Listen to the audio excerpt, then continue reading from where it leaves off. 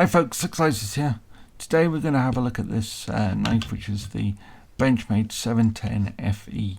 It's a limited edition knife to celebrate the 25th anniversary of the Axis lock, and I'm going to just talk a little bit about the history of that as well. So let's just put that up at the top of the screen for now. If you think yourself back 25 years, we were in 1999. In those days, most people, I suppose, if they thought about a knife at all, a pocket knife, they were probably thinking mostly of a slip joint knife. If they were thinking about a lock knife, certainly if you said to me a lock knife in 1999 or in anywhere sort of through the 80s or 90s, in my sort of younger years, if you said a lock knife, I would think you meant a lock back like this. Around about that 1999 point, I bought this, which is a buck liner lock, and I thought this was the absolute epitome of modernity. A lock like that on a knife with studs that you could open with one hand.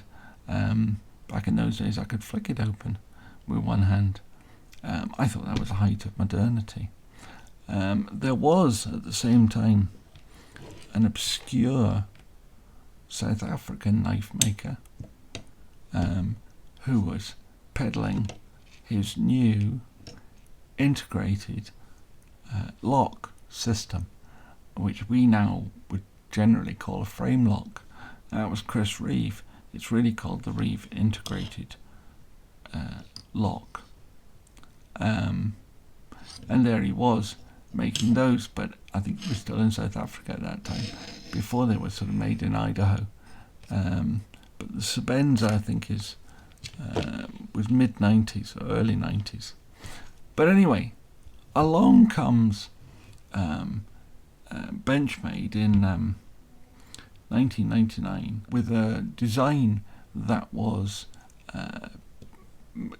a collaboration with Bill McHenry and Jason Williams, who were two quite well-known knife makers, and they came out with the 710.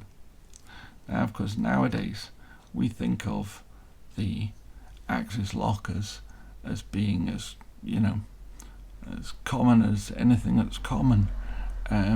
This lovely sort of ambidextrous action that you could flick open, flick shut, and I've had this one for so long, it's hard to imagine there was a time when these things didn't exist, when these things were genuinely revolutionary, and but there was that time, and that time was pre-1999. Now, this isn't the actual knife they came out with. It's the same pattern, the 710, but this is the special edition that they brought out to mark that 25th anniversary of the invention of the lock. And they've done a few things. For example, there's a different type of omega spring in here. It's more of a flat spring. They've changed the studs from the traditional ones to these sort of ribbed, angled part. Now, I actually find this one quite difficult to operate because it's got a slightly heavier action, but its owner, who's lent it to me and who has quite a few Benchmade knives, says this is by far the easiest one to operate. I think that's probably because he's able to use a finger and a thumb. I generally just use my thumb just because I lack the coordination to get my finger and thumb in the same places on opposite sides of a knife. I have to be looking at it. But anyway, so we've got I think it's PVD coated 4-inch blade. So this is this is a tactical knife, let's face it. It also has a very solid in the hand handle, which is made of aluminium. Now, a lot of people don't like aluminium. They think that a knife at this price really ought to be titanium. But, you know, Benchmade has made some very successful knives with aluminium handles. And I'm actually quite a fan of aluminium as a knife handle material because it's lighter than titanium. Obviously, it's also lighter than steel. What I'm therefore puzzled with in this knife is why it's been given full steel liners. So we've got the lightweight aluminium scales over full steel liners, and most of the lighter weight Benchmade knives, there is a partial steel liner, but it only comes round to just below this screw here. The screw actually holds the liner on and back up. It's just in here, just around the pivot, so it keeps the lock mechanism and the pivot mechanism solid, but the rest of the handle is just aluminium, which keeps it nice and light. This one has got full liners, which keeps it nice and strong. Now there is quite a bit of, well, a few holes cut in the, I don't know if you'll be able to see them, but there are some holes cut in the liners to lighten them a little bit. But if you want a good solid knife in hand, and I suppose if you are talking about a tactical knife, you want to know you've got something solid and reliable in your hand, and it's not just some little lightweight piece, because your life may be depending upon it. And it's not a big issue for me, I have to say, but I do like this knife. It actually, when you put it in your hand, it feels solid. It also, and of course, one of the big innovations of the Axis lock is that it's ambidextrous. You can operate it with either hand without any noticeable difference in the features of the knife. I mean, it's one of the big problems with the frame lock.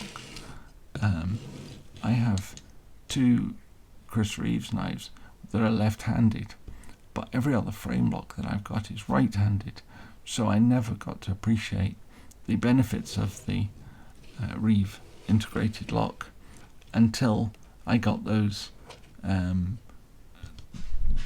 Sabenzas. But this is fully ambidextrous. But one of the things I quite like about this one is, because of the pattern that's drilled in it, the 3 holes for removing the clip and putting it on the other side do look an integral part of the design.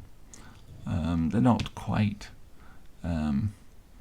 Maybe some thought could have been given to that, but I don't know. Anyway, this is crowned, it's milled, it's drilled. There is a lot of work has gone into getting this handle right and make it feel right in the hand.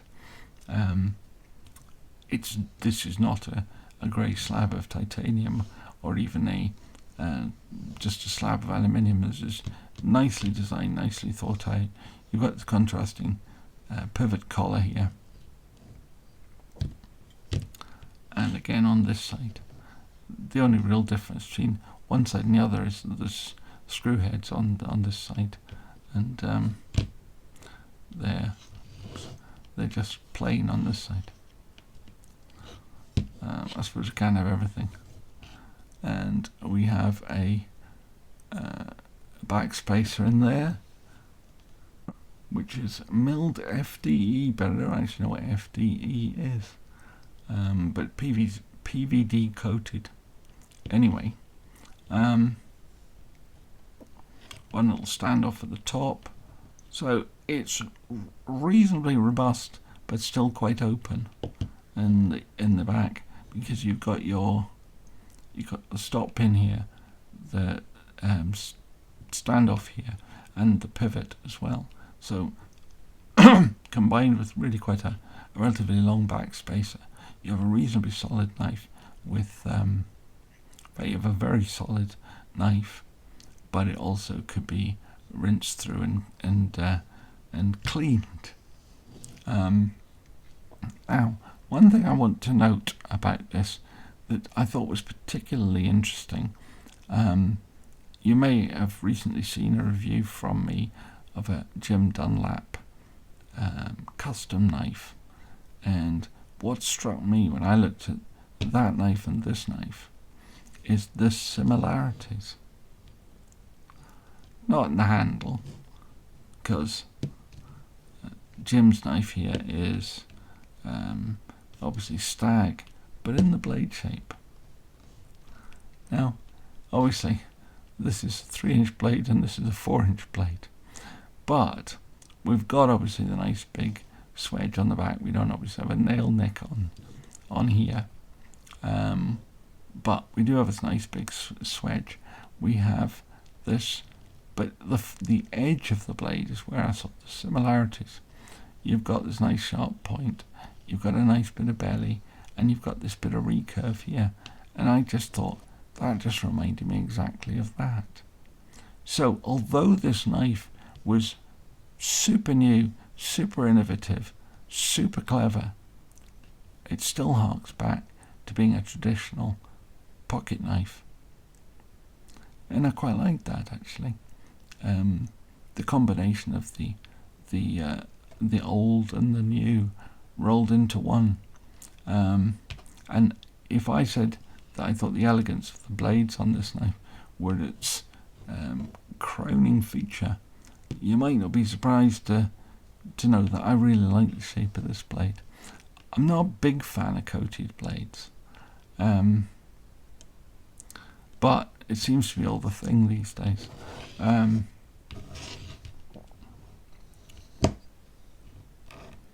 This blade doesn't really need to be coated, of course, because it is in Magna Cut, of course, and it's numbered as well. This one's number 2088, and it has McHenry and Williams names on there.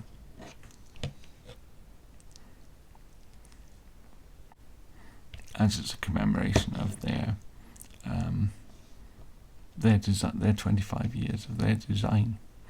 And I think it's probably been one of the most successful lock mechanisms that we've seen in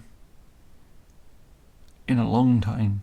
Of course, it was protected by patent for quite a long time, but a few years back it ceased to have that protection, and as a result, every boy and his dog has made a knife with an axis lock, or what they call crossbar lock, or whatever else they want to call it. Spyderco came out with one which is quite radically different. It looks like an axis lock, but it really isn't.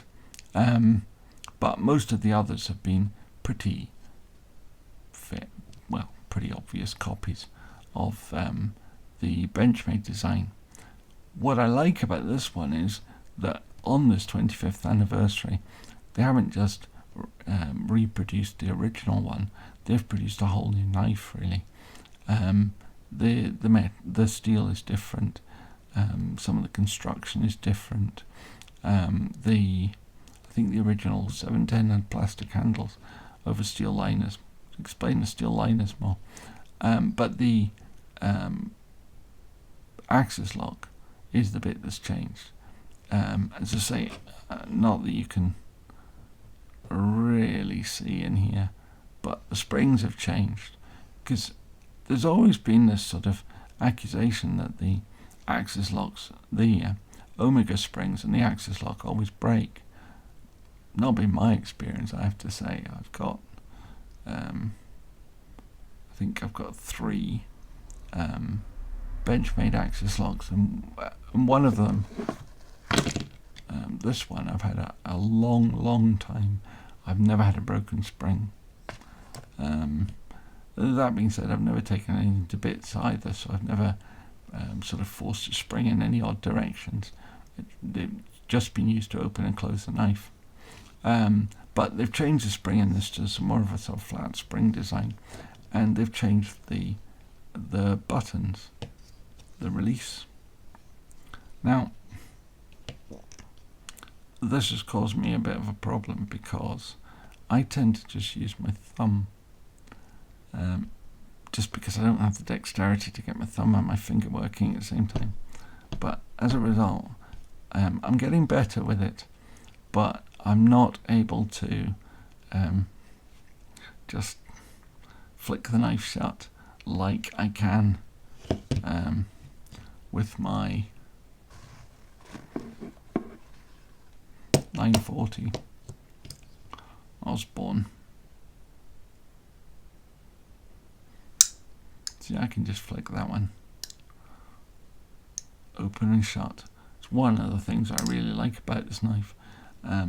It's the other two that I have, the bug out and the bailout, have much lighter blades, so they don't swing quite so freely. I'm told that there may be a tiny bit of blade slop in this knife, but honestly, even if it is, I will swap that for this beautiful action. Not that I can actually feel any slackness in it anyway, but I can't quite do that with this one. The spring is just a bit stiff for me,